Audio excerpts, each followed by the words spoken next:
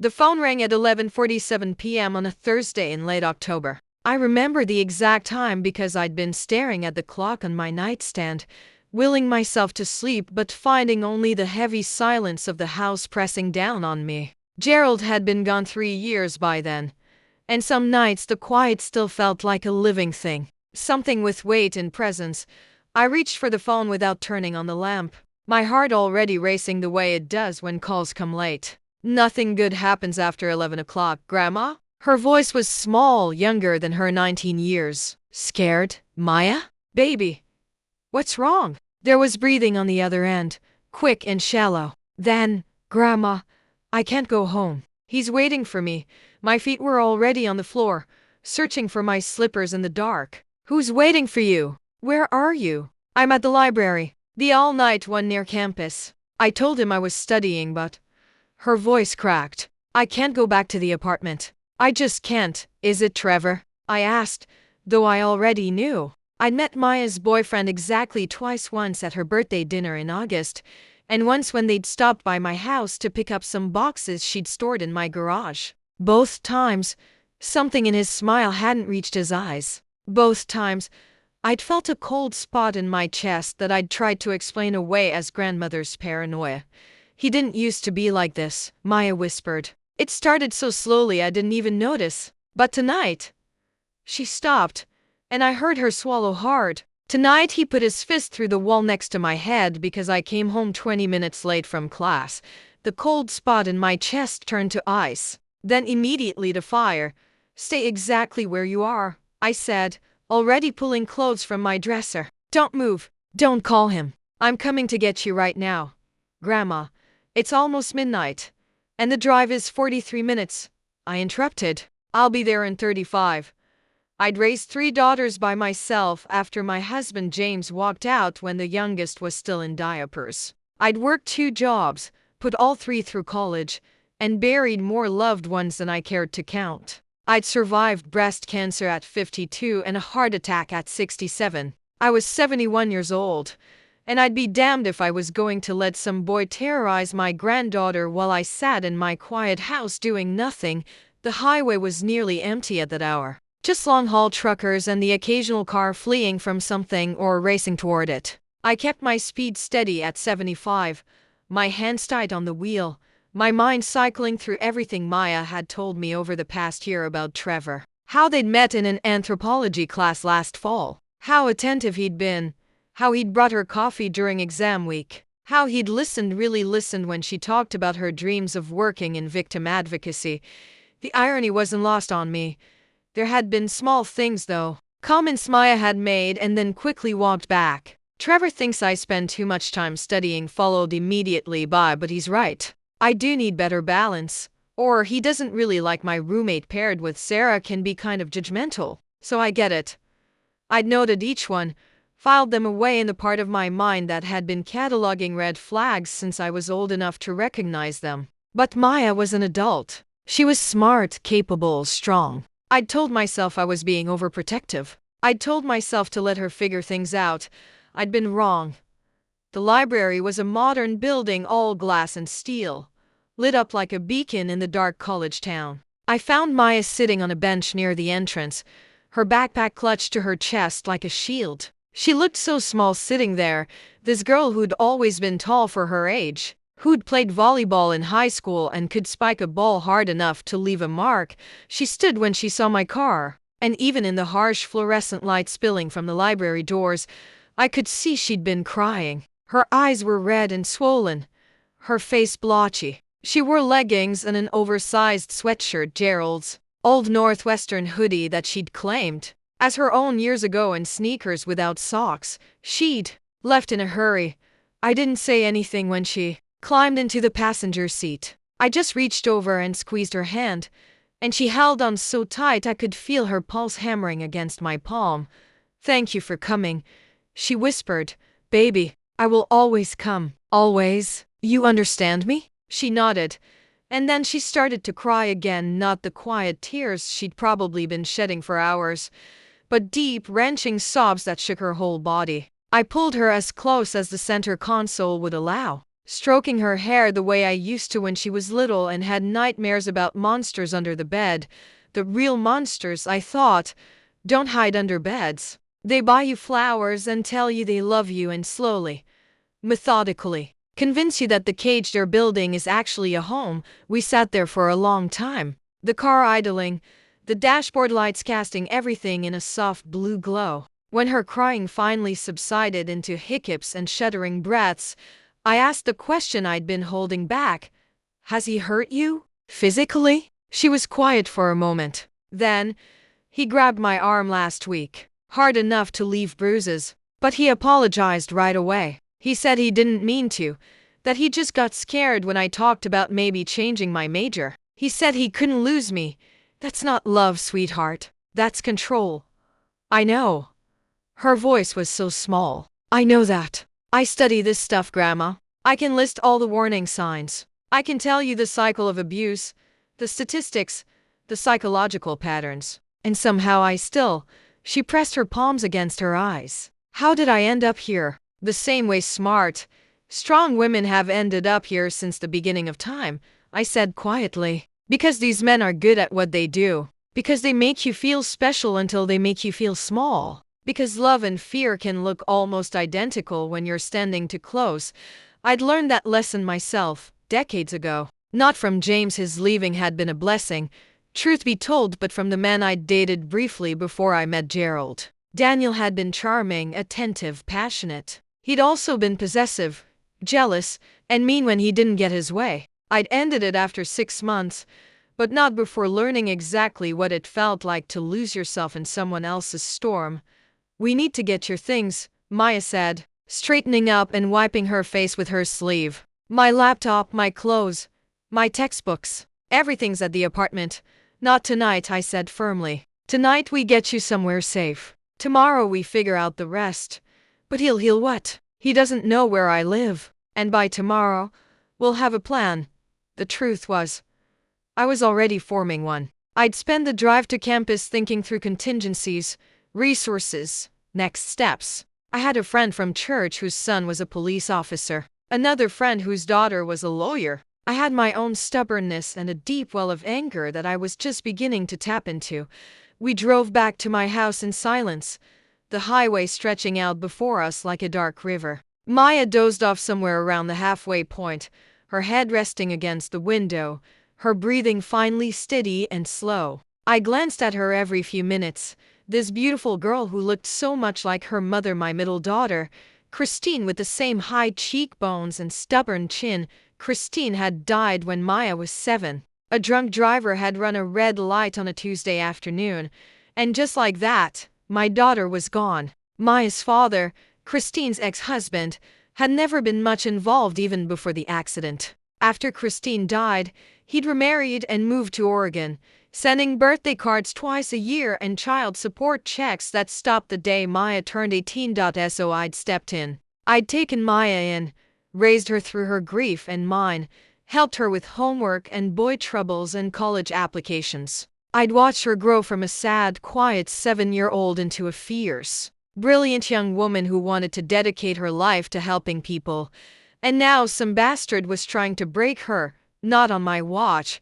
We pulled into my driveway a little after 1 a.m. The house was a modest ranch style I'd bought 40 years ago, before the neighborhood got trendy and property values tripled. The mortgage had been paid off for years, and I'd slowly updated things as I could afford them: new windows, new roof, a kitchen renovation that had taken 2 years to save up for. It wasn't fancy, but it was mine, and more importantly, it was safe. I set Maya up in her old bedroom, the one she'd occupied from age 7 to 18. I'd kept it mostly the same after she left for college: the same pale yellow walls, the same desk where she'd done countless homework assignments, the same bookshelf full of young adult novels and textbooks and photo albums, fresh sheets on the bed, clean towels in the bathroom across the hall. Try to sleep, I told her, tucking the quilt up around her shoulders the way I used to. We'll deal with everything else in the morning, Grandma. She caught my hand as I turned to leave. What if I'm making this bigger than it is? What if I'm overreacting? I sat down on the edge of the bed and looked her straight in the eye. Maya, listen to me. If you felt scared enough to call me at midnight, if you felt unsafe enough to leave your home, then you're not overreacting. Your fear is information. Don't let anyone, including yourself, convince you otherwise.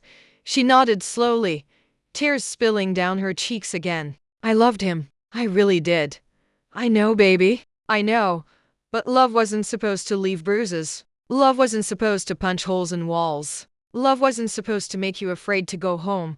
I kissed her forehead and left the door cracked open, a nightlight glowing in the hallway like a beacon. Then I went to my own room, lay down on top of the covers fully clothed, and stared at the ceiling until the sky began to lighten. I must have dozed off eventually because I woke to the smell of coffee and the pale gray light of dawn. The clock said 6:47 a.m. My body ached from the tension of the night before, and my mind felt sluggish, wrapped in fog, but there was work to do. I found Maya in the kitchen, sitting at the table with her hands wrapped around a mug of coffee. She'd found some of the clothes she'd left behind, an old pair of jeans and a faded t-shirt from a high school volleyball tournament. Her hair was pulled back in a messy ponytail, and in the morning light, I could see the exhaustion written across her face. I've been thinking, she said as I poured myself coffee. I need to go back and get my stuff today. If I wait, he might, I don't know, destroy things. And I need my laptop for school. I have a paper due Monday, okay? I said, settling into the chair across from her. But we're not going alone. And we're not going unprepared. I pulled out my phone and called my friend Barbara, whose son Marcus was a sergeant with the county sheriff's department. I'd helped Barbara through her husband's death 5 years ago, sitting with her through the long nights when grief was too heavy to carry alone. She'd told me then that if I ever needed anything, all I had to do was ask. It was time to ask. Marcus met us at a coffee shop near Maya's apartment at 10 o'clock that morning. He was in plain clothes, a tall man in his 40s with kind eyes and the calm demeanor of someone who'd seen everything and couldn't be rattled. I'd brought copies of the text messages Maya had shown me, Trevor asking where she was, who she was with, why she wasn't answering faster. 23 messages in the span of an hour yesterday evening, each one progressively more aggressive. This is textbook harassment, Marcus said, scrolling through the messages on Maya's phone. And combined with the physical intimidation, punching the wall, grabbing your arm, we have enough to pursue a restraining order if you want to go that route. Maya bit her lip. I just want to get my things and get out. I don't want to escalate things. Marcus looked at her with the patient expression of someone who'd had this conversation many times before. Maya, I need you to understand something. Men who behave this way, they escalate on their own. The question isn't whether things will get worse. The question is when and how bad. He's right, I said quietly. But the restraining order is your choice. We can do that or not do that. Right now, let's focus on getting your belongings, Marcus nodded. I'll accompany you to the apartment. I'll stay in uniform. Make it official. Most guys like Trevor, they don't want police attention. He'll likely back down, and if he doesn't, Maya asked, then I'll arrest him. We drove to the apartment in a small convoy, Marcus in his patrol car, Maya and me in my sedan. The apartment was in a complex popular with students, a sprawling collection of identical beige buildings, arranged around a courtyard with a pool that probably looked good in the brochures, but was mostly used for drunk kids to make noise at 2 a.m. Trevor's car was in the parking lot, a black Honda Civic with a dent in the rear bumper and a parking permit for the university. My heart rate picked up when I saw it, and I noticed Maya's hand tighten around the door handle. It's going to be okay, I told her. Marcus is here. I'm here. We go in. Get your things. Get out. 15-minute stops. She nodded, but I could see her hands shaking. The apartment was on the second floor. Number 214. Marcus knocked a firm, authoritative sound that announced his presence before Maya could even use her key. For a long moment, nothing happened. Then the door swung open. Trevor looked exactly as I remembered, medium height, sandy hair, the kind of face that could be handsome or forgettable depending on the light. He was wearing sweatpants and a t-shirt, barefoot, and his expression when he saw Maya was a complicated mixture of relief and anger. Then he saw Marcus's uniform, and something flickered in his eyes. Calculation, adjustment. Maya, baby. Thank God, he said, his voice thick with what might have been genuine emotion or very good acting. I've been so worried. You didn't answer any of my texts, and I thought I'm here to get my things, Maya said, her voice steadier than I'd expected. That's all. Trevor's gaze flicked to me, then back to Marcus, then to Maya. Can we talk alone? No. Maya, Marcus, and I all said simultaneously. I don't understand what's happening, Trevor said, and now his voice had taken on a plaintive note. Maya, did I do something wrong? Whatever it is, we can work through it. We love each other. You put your fist through a wall next to her head, I said, the words coming out harder than I'd intended. You grabbed her hard enough to leave bruises. That's not love. Trevor's expression shifted, hardened. When he looked at me, I saw it, the thing I'd sensed both times I'd met him. The coldness underneath the charm. The violence waiting just beneath the surface. This is none of your business, old woman, he said quietly. Marcus stepped forward slightly, a subtle movement that nonetheless put him between Trevor and us. Mr. Harrison, you need to step back and allow Miss Foster to collect her belongings. If you interfere, I will arrest you for harassment and intimidation. For a long moment, Trevor just stood there, and I genuinely couldn't tell which way he was going to jump. Then he laughed a short, bitter sound and stepped aside, gesturing mockingly at the apartment. By all means, take whatever you want. I should have known you'd run to Grandma the first time things got real. Maya moved past him quickly, and I followed, keeping myself between her and Trevor. The apartment was small, a living room that flowed into a kitchen, a short hallway leading to a bedroom and bathroom. It was messier than I'd expected, with dishes piled in the sink and clothes scattered across the furniture, and on the wall next to the bedroom door, there was a hole. Fresh plaster dust still sprinkled the floor beneath it. 15 minutes, Marcus said from the doorway. Get what you need. Maya moved through the apartment with focused efficiency, pulling clothes from the closet, textbooks from the desk, toiletries from the bathroom. I helped her, stuffing things into the duffel bags and backpack she'd pulled from under the bed. The whole time, I could feel Trevor watching from the doorway, his presence like a storm waiting to break. You're making a mistake, he said as Maya zipped up the last bag. You're going to regret this. Maya stopped, turned, and when she spoke, her voice was clear and strong. The only thing I regret is not leaving sooner. We walked out of that apartment with our heads high, Marcus trailing behind us, and I didn't let myself breathe properly until we were back in the parking lot, doors locked, engine running. Maya started crying again, then not the wrenching sobs from last night, but quiet tears of relief mixed with grief. She just walked away from a year of her life, from someone she'd loved, from the future she'd imagined. You did the right thing, I told her. You were so brave. I don't feel brave, she whispered. I feel stupid for staying as long as I did. Don't, I said firmly. Don't you dare blame yourself for his behavior. You are not responsible for his choices. Marcus appeared at my window, and I rolled it down. I'm going to file a report, he said, and I strongly recommend that Maya pursue a restraining order. Men like Trevor, they don't just let go. I'll think about it, Maya said from the passenger seat. Don't think too long, Marcus replied. And in the meantime, be careful. No predictable patterns, no going places alone, especially at night. And if he contacts you, any contact at all, you document it and report it immediately. We thanked him and drove home, the back seat of my car piled high with Maya's belongings. It was barely noon, but it felt like we'd lived an entire lifetime since last night's phone call.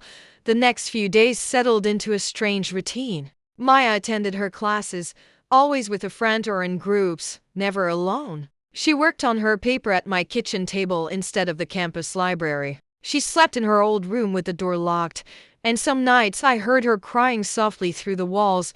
Trevor tried to call dozens of times. When Maya blocked his number, he started texting from different numbers. When she blocked those, he created fake social media accounts to message her. The messages followed a predictable pattern: apologies and declarations of love, followed by anger and accusations, followed by more apologies. I'm so sorry, baby, please talk to me, you're overreacting, this is ridiculous. I can't live without you. You're going to regret this. Please, I'm begging you, I'll change. Your grandmother poisoned you against me, on and on. A manic cycle of manipulation and rage. Maya documented everything, just like Marcus had instructed. She filed for a restraining order on day 3, appearing before a judge who looked at the evidence, the texts, the photos of her bruised arm that she'd finally been willing to take Marcus's report, and granted it immediately. This should keep him away, the lawyer said. Barbara's daughter, Rachel, had taken Maya's case pro bono. But a piece of paper doesn't guarantee safety. You still need to be careful. I thought we were being careful. I thought we were doing everything right. I should have known better. It was a Tuesday evening, exactly 2 weeks after the night Maya called me from the library. She'd gone to her victim advocacy class, a bitter irony that wasn't lost on either of us, and I'd stayed home to make dinner. Pot roast, the way Maya liked it, with carrots and potatoes and that rich, savory gravy that took hours to develop properly. The house smelled like home, like comfort, like safety. I was draining the potatoes when I heard the crash. The sound came from the front of the house, glass shattering, sharp and violent against the quiet evening. My first thought was a bird, or a baseball from the neighbor kids. My second thought, the one that sent ice through my veins, was Trevor. I grabbed my phone and moved toward the living room, my heart hammering. The large window that looked out onto the front porch was destroyed, glass scattered across the hardwood floor like scattered stars. And lying in the middle of the wreckage was a brick wrapped in paper, held with a rubber band. I didn't touch it. Instead, I called 911 with shaking fingers, then called Marcus, then locked every door and window in the house while I waited for the police to arrive. The paper wrapped around the brick was a printout of a photo, Maya and Trevor together, happy, his arm around her shoulders. Across their faces, someone had scrawled in red marker, "You belong to me." "He's escalating," Marcus said when he arrived 20 minutes later, along with 2 other officers. "This is a direct violation of the restraining order. We need to pick him up now." But Trevor was in the wind. He wasn't at his apartment. He wasn't at the campus locations where he usually spent time. His car wasn't in any of the parking lots his parking permit allowed. It was like he'd vanished. "He's planning something," I said to Marcus, while one of the other officers photographed the brick and the window. "This isn't random." "I know," Marcus said grimly. "We've got patrol units looking for him. In the meantime, I want you and Maya to consider staying somewhere else tonight. Maybe a hotel." No, the word came out harder than I'd intended. "This is my home. I'm not running from this boy, Mrs. Foster. I have a gun," I said quietly. "Gerald's old .38 revolver. It's registered, and I know how to use it." Marcus studied me for a long moment. "If he shows up here, you call 911 first. You understand? You don't confront him. You don't try to handle it yourself. You call for help." I nodded, but we both knew the truth. If Trevor came through my door, if he tried to hurt Maya, I wouldn't wait for the police. I was boarding up the broken window with plywood when Maya got home. She took one look at the scene, the police cars, the shattered glass, my grim expression, and went pale. "He found us," she whispered.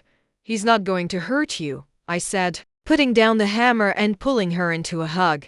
"I promise you, baby. He is not going to hurt you." But promises are just words, and words can't stop bullets or fists or the violence of a man who's decided he'd rather destroy something than let it go. We spent that night like soldiers on watch, doors locked, lights on, the .38 loaded and sitting in my nightstand drawer. Maya slept in my room, or tried to sleep.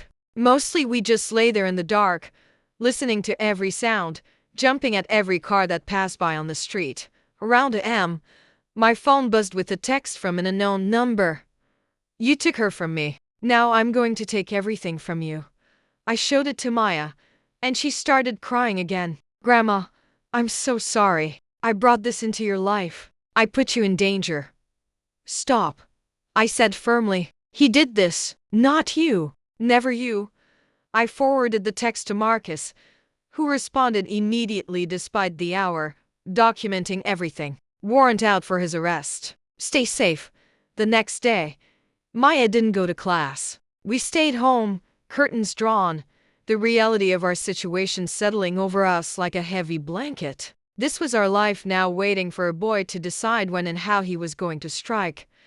I can't live like this, Maya said that afternoon. We were sitting at the kitchen table, mugs of tea going cold in front of us. I can't spend every day afraid.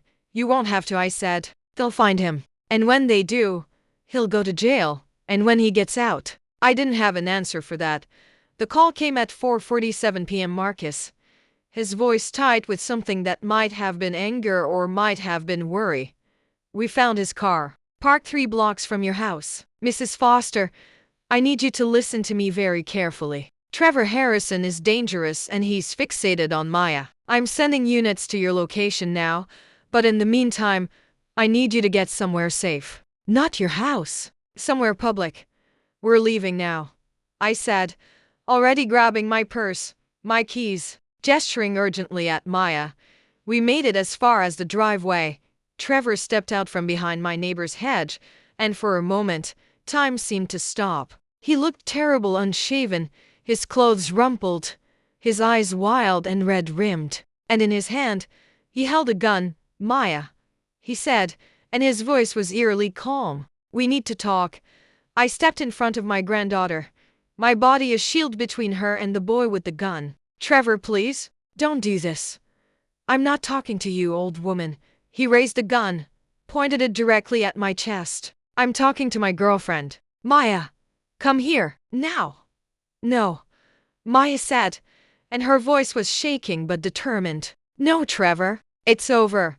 It's not over until I say it's over. The calm cracked, rage spilling through. You don't get to just leave. You don't get to decide that. I could hear sirens in the distance, getting closer. Marcus's units responding to his call. But they were too far away, and Trevor was right here. And I could see his finger tightening on the trigger. If I can't have you, he said, nobody can.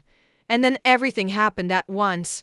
Trevor's finger moved on the trigger. I lunged forward, putting myself completely between the gun and Maya. And Maya screamed, a sound of pure terror that I'll hear in my nightmares for the rest of my life. The gun went off, but the bullet didn't hit me. It hit Trevor. I didn't understand it at first, the bloom of red on his shoulder, the way he staggered backward, the gun falling from his hand. Then I saw Marcus, advancing from the side of the house, his service weapon raised, his face a mask of professional control. Don't move, Marcus shouted. Police! Get on the ground now. Trevor dropped, more from shock than obedience. He was bleeding, but it wasn't life-threatening. Marcus had aimed for the shoulder, a precision shot designed to disable, not kill. Other officers swarmed in. I hadn't even heard their cars arrive, and suddenly the driveway was full of police and paramedics and controlled chaos. Someone wrapped a blanket around my shoulders. Someone else was talking to Maya, asking if she was hurt. I couldn't seem to stop shaking. You're okay, Marcus said, holstering his weapon and putting a hand on my shoulder. You're both okay. He can't hurt you anymore. Trevor was loaded into an ambulance, handcuffed to the gurney. As they wheeled him past us, he looked at Maya one last time. I loved you, he said, and he sounded genuinely confused, like he couldn't understand how love had led to this moment. That wasn't love, Maya said quietly. I don't know what it was, but it wasn't love. The next few hours were a blur of statements and questions and paperwork. We sat in the back of Marcus's patrol car while crime scene techs photographed the scene and collected evidence. Neighbors came out to watch, drawn by the commotion. Someone brought us bottles of water that we didn't drink. Eventually, they let us go back inside. The plywood still covered the broken window. The house still smelled like pot roast, though dinner seemed like a lifetime ago. Maya and I sat on the couch together, not talking, just being present in the aftermath. I thought he was going to kill you, Maya said finally. When he pointed that gun at you, I thought, I know, but he didn't. We're safe. Because of Marcus. Yes. And because you stepped in front of me. She turned to look at me, tears streaming down her face. Grandma, you could have died, baby. I would die 1,000 times before I let anything happen to you. She collapsed against me then, and we held each other while she cried deep, heaving sobs that shook us both.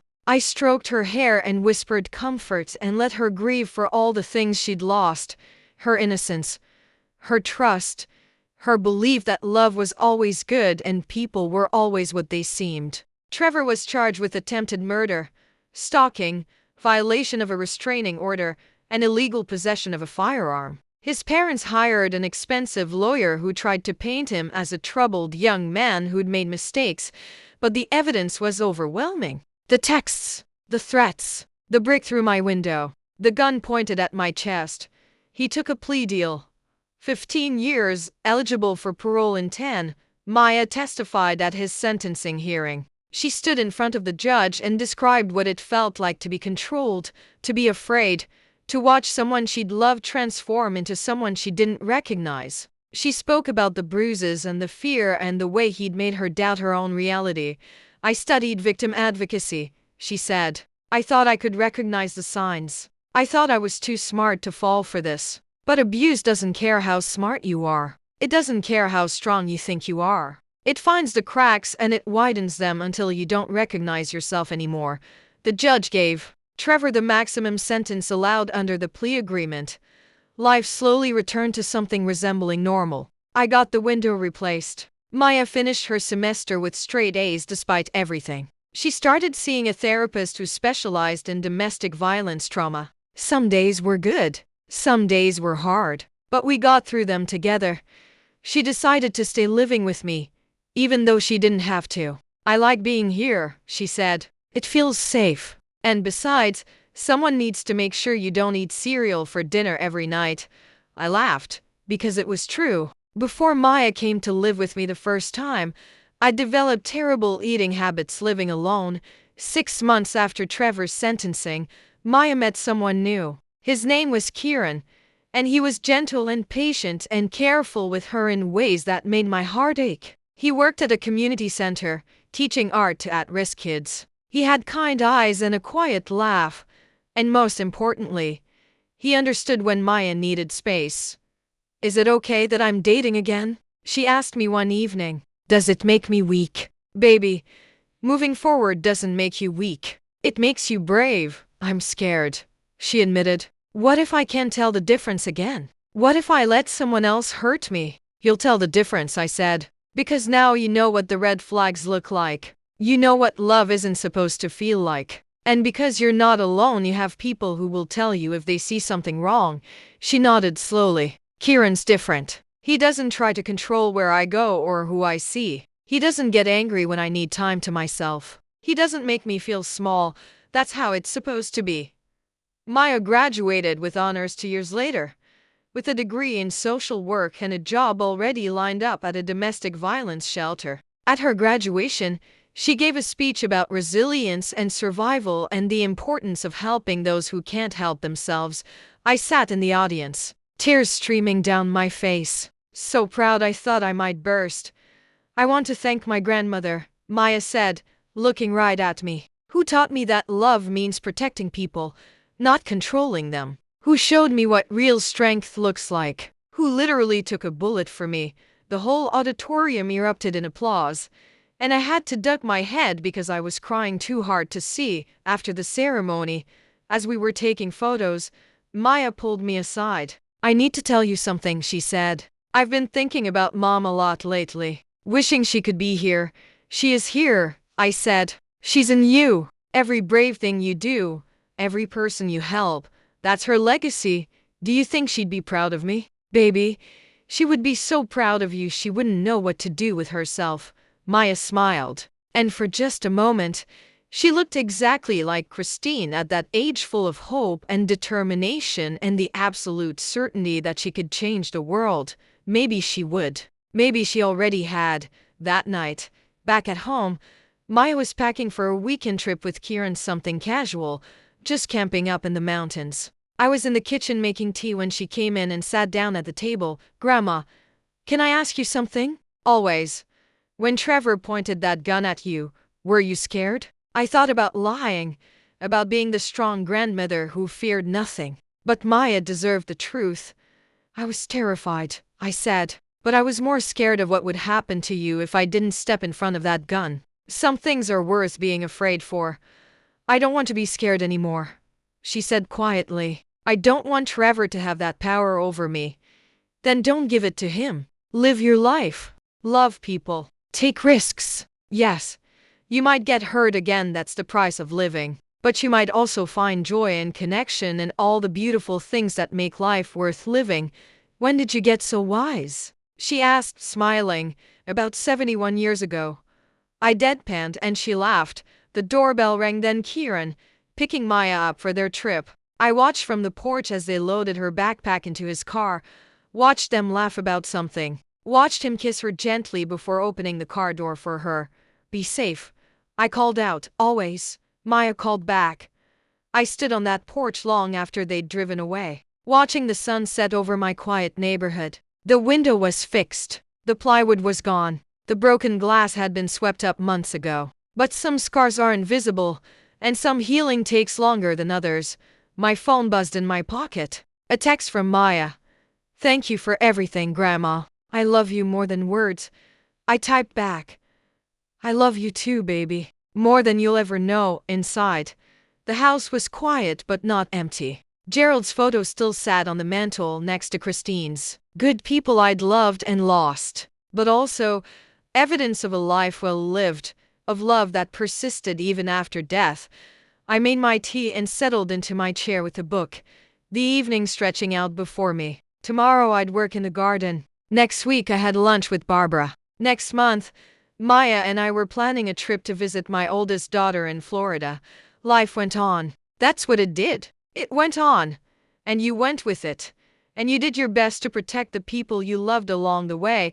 I thought about Trevor sometimes, sitting in a prison cell, and I tried to feel sorry for him. I tried to understand what had broken inside him that had led to that driveway, that gun, that moment. But mostly, I just felt grateful that he was gone, that Maya was safe, that we'd all survived. Marcus stopped by the next afternoon, just to check in. He did that sometimes ever since that day. He'd become something of a fixture in our lives, a protective presence, a reminder that good people existed in the world. How's Maya doing? He asked over coffee. She's doing well. Really well, actually. She's camping with her boyfriend this weekend. Marcus smiled. Good for her. She deserves happiness. She does. I paused. Marcus, I never properly thanked you for what you did that day. You saved both our lives. I was just doing my job. No, I said firmly. You went above and beyond. You could have waited for backup, let the situation escalate. But you didn't. You put yourself at risk for us. He was quiet for a moment. My sister was in an abusive relationship once, he said finally. Her boyfriend nearly killed her before she got out. So when I see situations like Maya's, he trailed off, shaking his head.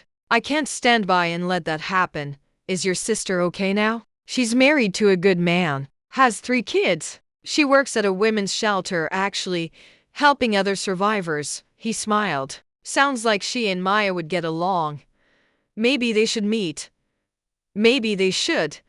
The weeks turned into months, and the months turned into years. Maya thrived in her work at the shelter, helping women escape situations like the one she'd survived. She and Kieran got engaged on the anniversary of her graduation, in a small ceremony at the park where they'd had their first date.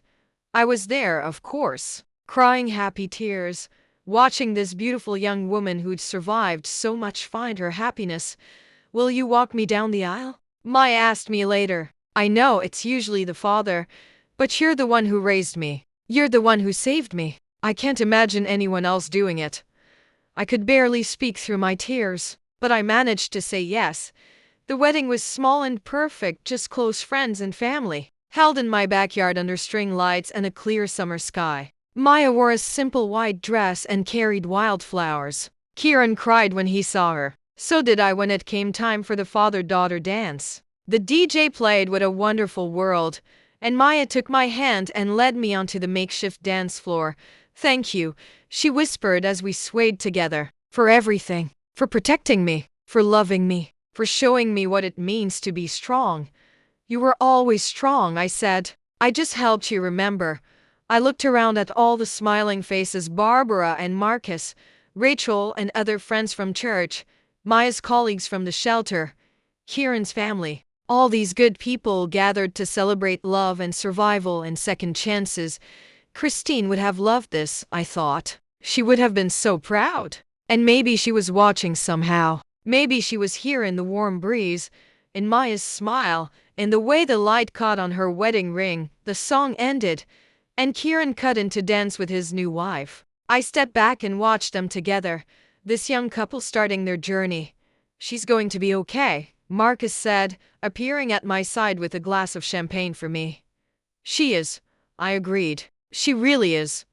Later that night, after the guests had left and the newlyweds had driven away for their honeymoon, I sat alone in my backyard. The string lights were still up, swaying gently in the breeze. The stars were bright overhead. Everything was quiet and peaceful.